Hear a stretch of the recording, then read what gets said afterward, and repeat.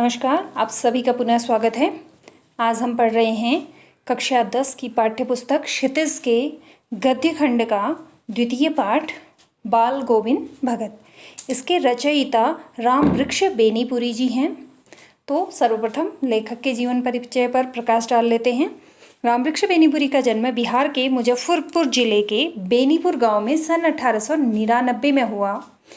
माता पिता का निधन बचपन में ही हो जाने के कारण जीवन के जो आरंभिक वर्ष थे उनके अभाव और कठिनाइयों में बीते थे। 10वीं की शिक्षा के बाद वे 1920 में राष्ट्रीय स्वाधीनता संग्राम में सक्रिय रूप से जुड़ गई और जिसके कारण उनको कई बार जेल भी जाना पड़ा। सन 1968 में उनका देहावसान हो गया था, अर्थात उनकी मृत्यु हो गई थी।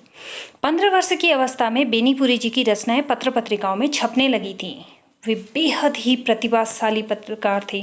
उन्होंने अनेक दैनिक, साप्ताहिक और मासिक पत्र पत्रिकाओं का संपादन किया। दैनिक मतलब जो प्रतिदिन छपती हैं, साप्ताहिक सप्ताह में एक बार छपने वाली और मासिक महीने में एक बार छपने वाली पत्र पत्रिका, जिनमें तरुण भारत, किसान मित्र, बालक, युवक, योगी, जनता, जनवाणी और नई धारा उल्लेखनीय है। गद्य की विविध विधाओं में उनके लेखन को व्यापक प्रतिष्ठा मिली। उनका पूरा साहित्य बेनीपुरी रचनावली के 8 खंडों में प्रकाशित है। उनकी रचना यात्रा के महत्वपूर्ण पड़ाव हैं। पतितों के देश में जो एक उपन्यास है, चिता के फूल एक कहानी है, अम्बपाली एक नाटक है, माटी की मूर्तें रेखा चित्र है, पैरों में पंख बांधकर एक यात्रा वृत्तांत है, जंजीर और दीवारें संस्मरण आदि। अर्थात गद्य की प्रत्येक विधा में उन्होंने रचनाएं की थी। उनकी रचनाओं में स्वाधीनता की चेतना, मनुष्यता की चिंता और इतिहास की युगानुरूप व्याख्या है, यानी कि जिस युग का इतिहास है उसी के अनुरूप उसकी व्याख्या की गई है। विशिष्ट शैलीकार होने के कारण उन्हें कलम का जादूगर कहा जाता है। तो ये रामवृक्ष बेनीपुरी जी के बारे में हमने पढ़ा। अब यहाँ पर हम इस पाठ के बारे में संक्षिप्त में पढ़ लेते हैं। बाल गोविंद भगत रेखा चित्र के माध्यम से लेखक ने एक ऐसे विलक्षण चरित्र का उद्घाटन किया है जो मनुष्यता, लोक संस्कृति और सामूहिक चेतना का प्रतीक है। यानी कि बाल गोविंद भगत एक ऐसा चरित्र है जिसके अंदर मनुष्यता भी है, लोक संस्कृति भी है और सामूहिक चेतना भी है। वेशभूषा या बाह्य अनुष्ठानों से कोई सन्यासी नहीं होता। सन्यासी नॉर्मली हम किसे कहते हैं? वो व्यक्ति जो भगवा वस्त्र धारण कर ले और जो अपने घर से दूर रहे, उसे हम सामान्यतया सन्यासी कहते हैं। लेकिन लेखक ने इस रेखा चित्र के माध्यम से कहा है कि वेशभूषा या बाह्य अनुष्ठान कर लेने से कोई सन्यासी नहीं होता है। सन्यास का आधार जीवन के मानवीय सरोकार होते हैं, यानी कि मानवीय रूप में आप किस तरह से कार्य करते हैं वे आपके सन्यास के आधार बनते हैं। बाल गोविंद भगत इसी आधार पर लेखक को सन्यासी लगते हैं। यह पाठ सामाजिक रूढ़ियों पर भी प्रहार करता है। सामाजिक रूढ़ियाँ यानी कि समाज के अंदर जो रूढ़िवादी जो विचारधाराएं चली आ रही हैं या प्रथाएं जो चली आ रही हैं उन पर भी यह प्रहार कर रहा है। इस रेखा चित्र की एक विशेषता यह है कि बाल गोविंद भगत के माध्यम से ग्रामीण जीवन की सजीव झांकी देखने को मिलती है। सजीव झांकी का तात्पर्य क्या होता है? जब किसी भी रेखा चित्र को देखने के बाद वो चित्र हमारे आँखों के सामने या हमें महसूस होने लगता है या दिखाई देने लगता है तो वो सजीव चित्रण कहलाता है। तो लेखक ने जिस भी प्रकार से इस रेखा चित्र को आपके सामने प्रस्तुत किया है उसको देखने से आपको ग्रामीण जीवन जीवंत रूप में अपने आप उसे महसूस कर पाएंगे। तो चलिए पाठ को पढ़ लेते हैं।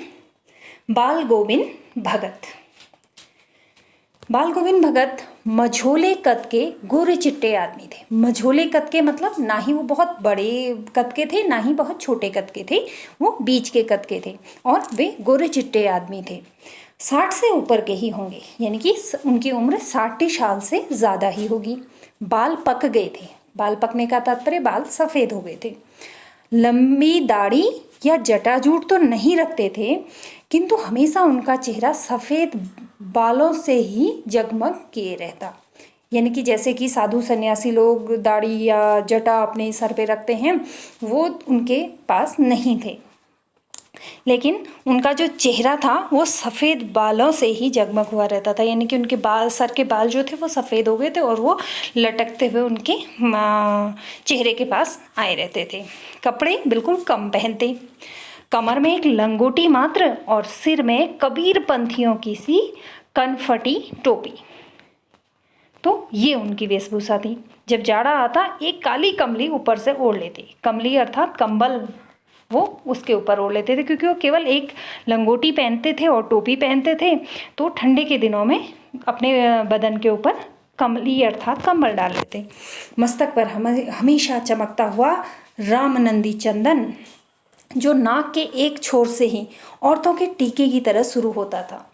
जैसे महिलाएं टीका लगाती हैं, आप लोगों ने गौर किया होगा, नाक के पास से वो टीका लगाती हैं, तो वैसा ही टीका नाक के ऊपरी हिस्से से ऊपर तक उनका जाता था। गले में तुलसी के जड़ों की एक बेडौल माला बांधे रहते थे। ऊपर की तस्वीर से यह नहीं माना जाए कि बाल गोविंद भगत साधु थे, यानी कि आप लोगों के सामने जो रेखा चित्र लेखक के द्वारा रखा गया, तो शायद इसका वर्णन करते समय आपको उनका रूप जो है वो आपके प्रत्यक्ष आ गया होगा। तो यही रेखा चित्र में होता है। जब रेखा चित्र होता है, पढ़ा जाता है या उसका अध्ययन करते हैं, तो चित्र हमारे सामने आ जाता है। तो कहीं ना कहीं आप लोगों की आंखों के सामने बाल गोविंद भगत का चित्र आ गया होगा।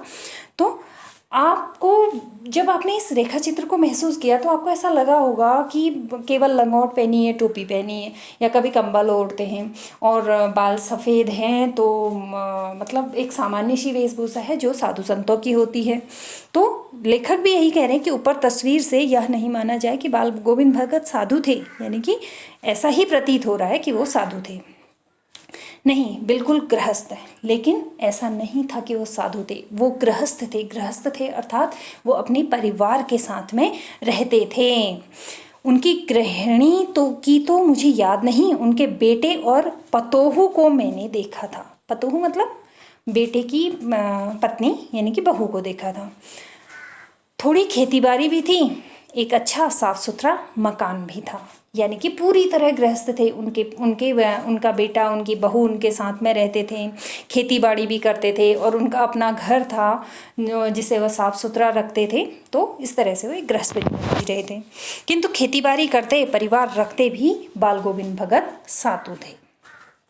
साधु की सब परिभाषाओं में खरे उतरने वाले यानी कि साधु की परिभाषा जो होती है, वो परिभाषा के अंदर जो जो साधु के गुण होते हैं वो सभी उनके अंदर थे।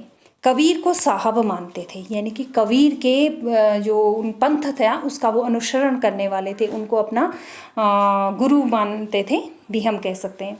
उन्हीं के गीतों को गाते, उन्हीं के आदेशों पर चलते थे। कभी झूठ नहीं बोलते, खरा व्यवहार रखते थे, यानी कि जैसा वो मन में रखते थे वैसी ही बातें वो लोगों के सामने रखते थे। तो इस तरह से हम कह सकते हैं कि उनका व्यवहार जो था वो खरा था। किसी से भी दो टूक बात करने में संकोच नहीं करते, न किसी से खामखा झगड़ा मोल लेते, यानी कि उन्हें किसी से कोई बात कहनी होती थी वो सीधे जाके कह देते, लेकिन किसी से खामखा यानी कि फालतू में झगड़ा मोल भी नहीं लेते थे। किसी की चीज़ नहीं छूते, न बिना पूछे व्यवहार में लाते। इस नियम को कभी कभी इतनी बारीकी तक ले जाते कि लोगों को कौतूहल होता, यानी कि उनके मन में जिज्ञासा होती। कभी वह दूसरों के खेत में शौच के लिए भी नहीं बैठते। वह गृहस्थ थे, लेकिन उनकी सब चीज़ साहब की थी। जो कुछ खेत में पैदा होता, सिर पर लाद कर पहले उसे साहब के दरबार में ले जाते। साहब हमने पहले भी जिक्र किया था, वो कबीर को साहब मानते थे, तो कबीर के दरबार में ले जाते, जो उनके घर से 4 कोस दूर पर था। एक कबीरपंथी मठ से मतलब, यानी कि कबीर के दरबार तक, मठ तक। वह दरबार में भेंट रूप रख लिया जाकर प्रसाद रूप में जो उन्हें मिलता उसे घर लाते और उसी में गुजर करते, यानी कि वो जितने भी वो खेतों से उनको फसल मिलती थी वो सारी फसल पहले वो कबीर के मठ में जाकर रखते थे, उसे चढ़ा देते थे भेंट के रूप में, और उस मठ से उनको जितना भी वापस प्रसाद के रूप में मिलता था उसी को वो वापस घर पे लाते थे और उसी में अपने परिवार का गुजारा करते थे।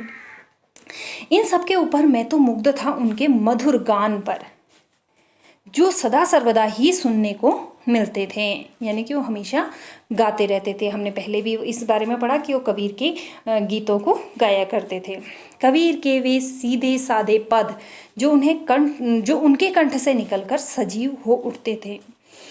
आषाढ़ की रिमझिम है, समूचा गांव खेतों में उतर पड़ा है। कहीं हल चल रहे हैं, कहीं रोपनी हो रही है। रोपनी मतलब पेड़ों को रोपना, जमीन में डालना। धान के पानी भरे खेतों में बच्चे उछल रहे हैं। औरतें कलेवा लेकर मेड़ पर बैठी हैं। आसमान बादल से घिरा है, धूप का नाम नहीं है। ठंडी पुरवाई मतलब पूरब की ओर से चलने वाली हवा को पुरवाई कहते हैं। तो ठंडी पुरवाई चल रही है। ऐसे ही समय आपके कानों में एक स्वर तरंग झनकार सी कर उठी। यह क्या है, यह कौन है, यह पूछना नहीं पड़ेगा, क्योंकि अक्सर बाल गोविंद भगत गाया करते थे। तो सबको पता था कि यह बाल गोविंद भगत है। बाल गोविंद भगत समूचा शरीर कीचड़ में लिथड़े अपने खेत में रोपनी कर रहे हैं। उनकी अंगुली एक एक धान के पौधे को पंक्तिबद्ध खेत में बिठा रही है। उनका कंठ एक एक शब्द को संगीत के जीने पर चढ़ाकर कुछ को ऊपर स्वर्ग की ओर भेज रहा है और कुछ को इस पृथ्वी की मिट्टी पर खड़े लोगों के कानों की ओर। यानी कि उनके जो लय और ताल थी वह सबको प्रभावित कर रही हैं। यानी कि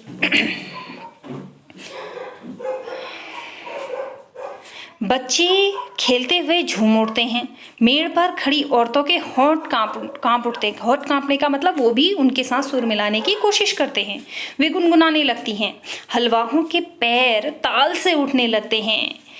रोपनी करने वालों की अंगुलियां एक अजीब क्रम से चलने लगती हैं। बाल गोविंद भगत का यह संगीत है या जादू। यानी कि हर कोई व्यक्ति उनके संगीत से प्रभावित हो जाता और संगीत की लय ताल में मगन होकर अपने काम को और भी तन्मयता से, तल्लीनता से करना शुरू कर देते थे। भादों की वह अंधेरी अधरतिया मतलब आधी रात। भादों के महीने ज़्यादातर अंधेरे होते हैं। अंधेरे होने का रीज़न ये होता है कि उस महीने में ज़्यादातर आसमान में बादल छाए रहते हैं। तो बादल छाए रहने के कारण जो चंद्रमा का प्रकाश है वो धरती पर नहीं आता है और रातें जो होती हैं ज़्यादातर अंधेरी होती हैं। तो भादों की वह अंधेरी अधरतिया अभी थोड़ी ही देर पहले मूसलाधार बारिश खत्म हुई थी। बादलों की गरज, बिजली की तड़प में आपने कुछ नहीं सुना हो, किंतु अब झिल्ली की झनकार और दादुरों की टर बाल गोविंद भगत के संगीत को अपने कोलाहल में डुबो नहीं सकती। उनकी खंजड़ी डिमक डिमक बज रही है और वे गा रहे हैं। गोदी में पियवा चमक उठे सखियां, चिहुक उठे ना। हाँ पिया तो गोद में ही है, किंतु वह समझती है वह अकेली है। चमकती है, चिहुक उठती है। उसी भरे बादलों वाले भादों की आधी रात में उनका यह गाना अंधेरे में अकस्मात उठने वाली बिजली की तरह किसे न चौंका देता। यानी कि जिस समय आप भादों की रात्रि में, अर्धरात्रि में केवल दादुर मतलब मेढकों की जो टर्टर है या फिर इस तरह की आवाज़ें आ रही थी, बिजली की कड़कने की आवाज़ें आ रही थी, अचानक से उनका गाना सुनाई देता है तो सब लोग चौंक उठते हैं। अरे अब सारा संसार निशब्दता में सोया है। बाल गोविंद भगत का संगीत जाग रहा है, जगा रहा है। यानी कि जब सब लोग सोए हुए हैं बिल्कुल शांत होकर, उस समय पे बाल गोविंद भगत का संगीत क्या है, लोगों को जगा रहा है और जगा रहा है। तेरी गठरी में लागा चोर मुसाफिर जाग जरा, ये गीत के बोल है। कार्तिक आया नहीं कि बाल गोविंद भगत की प्रभातियाँ शुरू हुई। प्रभातियाँ मतलब प्रातःकालीन जो गीत गाए जाते हैं उन्हें प्रभातियाँ बोलते हैं। तो कार्तिक के आते ही उनकी प्रभातियाँ शुरू हो जाती जो फागुन तक चला करती थीं। इन दिनों जब सवेरे ही उठते, न जाने किस वक्त जगकर वह नदी स्नान को जाते गांव से 2 मील दूर। वहां से नहा धोकर लौटते और गांव के बाहर ही पोकर के ऊंचे भिंडे पर अपनी खंजड़ी ले जाकर बैठते और अपने गाने टेरने लगते। खंजड़ी एक वाद्य यंत्र है, उसको ले जाते और वहां अपने गाने गाने लगते, टेरने लगते अर्थात गाने लगते। मैं शुरू से ही देर तक सोने वाला हूँ, किंतु एक दिन माँ की उस दांत किटकिटाने वाली भोर में, दांत किटकिटाने वाली मतलब बहुत ज़्यादा ठंडी, जिसमें हमारे दांत भी अपने आप ही किटकिटाने लग जाते हैं, तो ऐसी सुबह में उनका संगीत मुझे पोखर पर ले आया। पोखर किसे कहते हैं? जो गड्ढे होते हैं तालाब से कुछ छोटे, जिनमें पानी भरा रहता है, वो पोखर कहलाते हैं। तो वो उनको पोखर पे ले आया। अभी आसमान के तारों के दीपक बुझे नहीं थे, अर्थात आसमान में तारे टिमटिमा रहे थे, यानी कि पूरी तरह उजाला नहीं हुआ था। पूर्व में लोही लग गई थी, यानी कि लालिमा छा गई थी, जिसकी लालिमा को शुक्र तारा और बढ़ा रहा था। यानी कि पूर्व में थोड़ा थोड़ा सा प्रकाश हो रहा था, जिसमें शुक्र का तारा, जो शुक्र के तारे के कारण और ज़्यादा बढ़ रहा था। खेत, बगीचा, घर, सब पर कुहासा छा रहा था, कोहरा सा छाया हुआ था। सारा वातावरण अजीब रहस्य से आवृत मतलब ढका हुआ मालूम होता था। उस रहस्यमय वातावरण में एक कूस की चटाई पर पूरब मुँह काली कमली ओढ़े बाल गोविंद भगत अपनी खंजड़ी लिए बैठे हुए थे। उनके मुंह से शब्दों का तांता लगा था। उनकी अंगुलियां खंजड़ी पर लगातार चल रही थी। गाते गाते इतने मस्त हो जाते, इतने सुरूर में आते, उत्तेजित हो जाते कि मालूम होता अब खड़े हो जाएंगे। कमली तो बार बार सिर से नीचे सरका जाती और जाड़े से कपकपा रहा था। मैं जाड़े से कपकपा रहा था, किंतु तारे की छाँव में भी उनके मस्तक से श्रम बिंदु जब तब चमक ही पड़ते। श्रम बिंदु कहा जाता है पसीने को।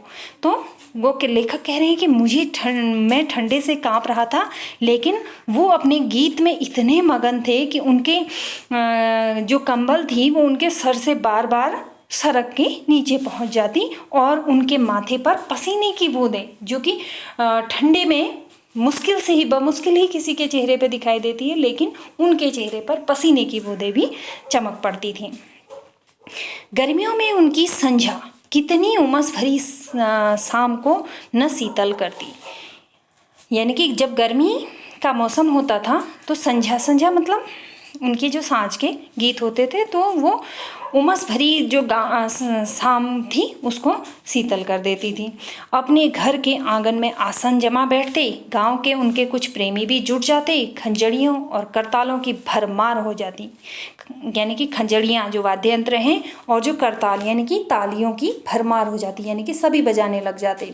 एक पद बाल गोविंद भगत कह जाते, उनकी प्रेमी मंडली उसे दोहराती तिहराती। यानी कि एक बार गोविंद भगत बोलते तो उसे मंडली दोबारा बोलती, फिर उसके बाद और बोलती।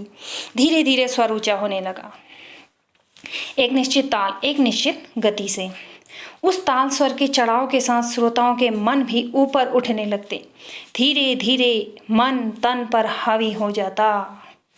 होते होते एक क्षण ऐसा आता कि बीच में खंजड़ियां लिए बाल गोविंद भगत नाच रहे होते और उनके साथ ही सबके तन और मन नृत्यशील हो उठे हैं। सारा आंगन नृत्य और संगीत से ओतप्रोत है। यानी कि इस तरह सब लोग उनके पीछे पीछे गाने और नृत्य करना शुरू कर देते थे। बाल गोविंद भगत की संगीत साधना का चरम उत्कर्ष उस दिन देखा गया जिस दिन उनका बेटा मरा। अब आप यहाँ पे एक आश्चर्य की बात है, देखो ये उनके सन्यासी जीवन का सबसे बड़ा प्रतीक है कि उनके पुत्र की मृत्यु हो गई है, लेकिन उनकी संगीत साधना चरम पर है। यानी कि वो अभी भी गा रहे हैं। इकलौता बेटा था उनका, कुछ सुस्त और कुछ बोदा सा था। बोदा सा मतलब ढीला ढाला, जो मोटा सा, जो एकदम एक्टिव नहीं था, फुर्तीला नहीं था। किंतु इसी कारण बाल गोविंद भगत उसे और भी मानते, यानी कि वो उसको क्या करते थे, ज़्यादा उसे ध्यान देते थे, क्योंकि वो ज़्यादा फुर्तीला नहीं था और सुस्त था। तो वो कहते थे कि उसे शायद ज़्यादा ध्यान देने की ज़रूरत है, इसलिए वो उसे और ज़्यादा मानते थे। उनकी समझ में ऐसे आदमियों पर ही ज़्यादा नज़र रखनी चाहिए या प्यार करना चाहिए, क्योंकि ये निगरानी और मोहब्बत के ज़्यादा हकदार होते हैं। बड़ी साद से उसकी शादी कराई थी। पतोहू बड़ी ही सुभग और सुशील मिली थी। घर की पूरी प्रबंधिका बनकर भगत को बहुत कुछ दुनियादारी से निवृत्त कर दिया था उसने। यानी कि घर की पूरी जिम्मेदारी उसने अपने ऊपर ले ली थी, वो पूरे घर को संभाल रही थी। उनका बेटा बीमार है, इसकी खबर रखने की लोगों को कहाँ फुर्सत, यानी कि कोई भी उसे पूछने नहीं आता था। किंतु मौत तो अपनी ओर सबका ध्यान खींच कर ही रहती है। अर्थात जब उसकी मृत्यु हुई तो सब लोग उसे देखने आ गए। हमने सुना बाल गोविंद भगत का बेटा मर गया। कुतूहल बस उनके घर गया, देखकर दंग रह गया। बेटे को आंगन में एक चटाई पर लेटाकर एक सफ़ेद कपड़े से ढांक रखा है। वह पल फूल तो हमेशा ही रोपते रहते, वह कुछ फूल तो हमेशा ही रोपते रहते, उन फूलों में से कुछ तोड़कर उस पर बिखरा दिए हैं फूल और तुलसी दल। सिराने पर एक चिराग जला रखा है और उसके सामने जमीन पर ही आसन जमाए गीत गाए चले जा रहे हैं। वही पुराना स्वर, वही पुरानी तल्लीनता। घर में पतोहू रो रही है, जिसे गांव की स्त्रियां चुप कराने की कोशिश कर रही हैं, किंतु बाल गोविंद भगत गाए जा रहे हैं। हाँ, गाते गाते कभी पतोहू के नज़दीक भी जाते और उसे रोने के बदले उत्सव मनाने को कहते। अब यहाँ पर आपको उनका व्यवहार कुछ अजीब सा लग रहा होगा कि घर में किसी की मृत्यु हुई है और वे उत्सव मनाने को कहते हैं, लेकिन आप उसके पीछे का अगर आप लॉजिक समझ जाएंगे तो आप जान जाएंगे कि ये उनके साधु स्वभाव के कारण ही वो कह रहे थे। आत्मा परमात्मा के पास चली गई है, विरहिणी अपने प्रेमी से जा मिली है, भला इससे बढ़कर आनंद की कौन बात। ये उनका चिंतन था कि जो आत्मा है वो परमात्मा से बिछड़कर हमारे पास में आती है, इस शरीर में आती है, और जब वो इस शरीर को छोड़ती है तो वापस परमात्मा में मिल जाती है। तो इसी कारण से आज क्या है, आनंद मनाने की बात है, ऐसा उनका मानना था। मैं कभी कभी सोचता है पागल तो नहीं हो गए हैं, किंतु नहीं, वो जो कुछ कह रहे थे उसमें उनका विश्वास बोल रहा था, वह चरम विश्वास जो हमेशा ही मृत्यु पर विजयी होता आया है। बेटे के क्रियाकर्म में तूल नहीं किया, देरी नहीं की, पतोहू से ही आग दिलाई उसकी, यानी कि उनका जो दाह संस्कार था स्वयं उनकी पत्नी से करवाया। किंतु ज्यों ही श्राद्ध की अवधि पूरी हो गई, पतोहू के भाई को बुलाकर उसके साथ कर दिया, यानी कि उसके साथ भेज दिया, यह आदेश देते हुए कि इसकी दूसरी शादी कर देना। इधर पतोहू रो रो कर कहती, मैं चली जाऊंगी तो बुढ़ापे में आपके लिए भोजन बनाए कौन, आपके लिए भोजन बनाएगा, बीमार पड़ेगा तो आपको एक चुल्लू पानी भी कौन देगा।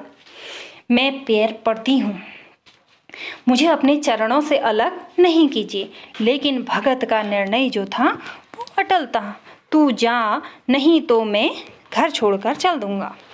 यह थी उनकी आखिरी दलील, और इस दलील के आगे बेचारी उसकी क्या चलती। अर्थात उसने कहा कि आप अपनी बहू से कि आप अपने भाई के साथ चले जाओ, अपनी नई गृहस्थी बनाओ, अगर आप मेरे कहा नहीं मानती हो तो मैं घर छोड़कर चल दूंगा। उनकी इस दलील के आगे उसे झुकना पड़ा और वह अपने भाई के साथ चली गई। बाल गोविंद भगत की मौत उन्हीं के अनुरूप हुई। हर वर्ष गंगा स्नान करने जाते, स्नान पर उतनी आस्था नहीं रखते थे जितना संत समागम और लोक दर्शन पर, यानी कि वो स्नान करने के लिए से ज़्यादा उनका यह उद्देश्य रहता था कि वहाँ पर जो संत लोग उनको मिलेंगे उनके साथ उनको समागम करने का, यानी कि बातचीत करने का, या उनकी संगत में रहने को मिलेगा, या कई सारे लोगों के दर्शन होंगे। इसी उद्देश्य से वे स्नान करने के लिए जाते थे, पैदल ही जाते। करीब 30 कोस पर थी गंगा, यानी कि 30 कोस की दूरी पर गंगा थी, जहाँ वह पैदल दूरी तय करके जाते थे। साधु को संबल लेने का क्या हक, संबल मतलब सहारा, तो उनको किसी सहारे यानी कि किसी गाड़ी आदि को से जाने का कोई हक नहीं है, ऐसा उनका मानना था। और गृहस्थ किसी से भिक्षा क्यों मांगे, और वो भिक्षा भी नहीं मानते थे। ज़्यादातर साधु जो होते हैं वो लोगों से भिक्षा लेकर खाते हैं, लेकिन वो कहते थे कि मैं केवल साधु नहीं हूँ, मैं विचारधारा से साधु हूँ, लेकिन मैं गृहस्थ भी हूँ, मैंने गृहस्थी की है, खेती बाड़ी की है, तो मुझे किसी से मांगने का भी कोई हक नहीं है। जितना भी होता था उनके पास में उसी से वह गुजारा करते थे। अतः घर से खाकर चलते तो फिर घर पर ही लौटकर खाते थे। रास्ते भर खंजड़ी बजाते, गाते, जहाँ प्यास लगती पानी पी लेते। 4-5 दिन आने जाने में लगते, किंतु इस लंबे उपवास में भी वही मस्ती, यानी कि वह उन पर भूख आदि का कोई ज़्यादा प्रभाव नहीं पड़ता था, वो हमेशा उसी मस्ती में रहते थे। अब बुढ़ापा आ गया था, किंतु टेक वही जवानी वाली थी, यानी कि वो अपने आप को बूढ़ा नहीं समझते थे, वो उसी तरह कार्य करते थे जिस तरह वो जवानी में किया करते थे। इस बार लौटे तो तबीयत कुछ सुस्त थी, मतलब ढीली ढाली थी। खाने पीने के बाद भी तबीयत नहीं सुधरी, थोड़ा बुखार आने लगा, किंतु नेम व्रत तो छोड़ने वाले नहीं थे, यानी कि जिस तरह से वो जीवन यापन करते थे उसी तरह करते थे, यानी कि गंगा स्नान आदि करके या किस तरह से भोजन करना है, तो जो भी उन्होंने नियम व्रत बना के रखे थे अपने जीवन में वो उसी के अनुसार करते थे, भले ही उनकी तबीयत कैसी ही क्यों न हो। वही दोनों जून गीत, स्नान, ध्यान, खेती बाड़ी देखना, यानी कि तीनों कार्य उन्होंने चालू रखे। दिन दिन छीजने लगे, यानी कि दिन दिन वो मतलब हर आने वाले दिन में वो कमज़ोर होते चले जा रहे थे। लोगों ने नहाने धोने से मना किया, आराम करने को कहा, किंतु हंसकर टाल देते। उस दिन भी संध्या में गीत गाए, किंतु मालूम होता जैसे तागा टूट गया हो, माला का एक एक दाना बिखरा हुआ। भोर में लोगों ने गीत नहीं सुना, जाकर देखा तो बाल गोविंद भगत नहीं रहे, सिर्फ उनका पंजर पड़ा था, यानी कि उनका शरीर पड़ा हुआ था। तो इस कहानी में आपने देखा कि एक साधु व्यक्ति अपने गृहस्थ जीवन के साथ में किस तरह से अपना जीवन निर्वाह कर रहा है। तो इस रेखा चित्र के माध्यम से कहीं ना कहीं लेखक ने यह प्रयास किया है कि वह समाज के अंदर जो कुरीतियां हैं, यहाँ पे समाज की किन किन कुरीतियों पर वार किया गया है। एक तो कि उन्होंने अपनी बहू के द्वारा स्वयं उसके पति का अंतिम संस्कार करवा कर उसे एक सामाजिक कुरीति का उन्होंने खंडन किया। दूसरी सामाजिक कुरीति जो पतोहू के पुनर्विवाह के लिए उन्होंने उसे उसके भाई के साथ में भेज दिया, और इस तरह से उन्होंने सामाजिक कुरीतियों पर भी खंडन किया इस रेखा चित्र के माध्यम से। और साथ में यह भी दर्शाने का प्रयास किया कि अगर विचारधारा से कोई व्यक्ति साधु है, सन्यासी है, तो उसे घर गृहस्थी को छोड़ने की बिल्कुल भी आवश्यकता नहीं है। वह घर गृहस्थी में रहकर भी साधुओं के समान जीवन या उच्च विचारधारा के साथ में अपना साधुवत जीवन जी सकता है। आशा है आपने लेक्चर पसंद किया होगा। आगे के लेक्चर के लिए भी मेरे चैनल के साथ जुड़े रहें। अंत तक सुनने के लिए धन्यवाद।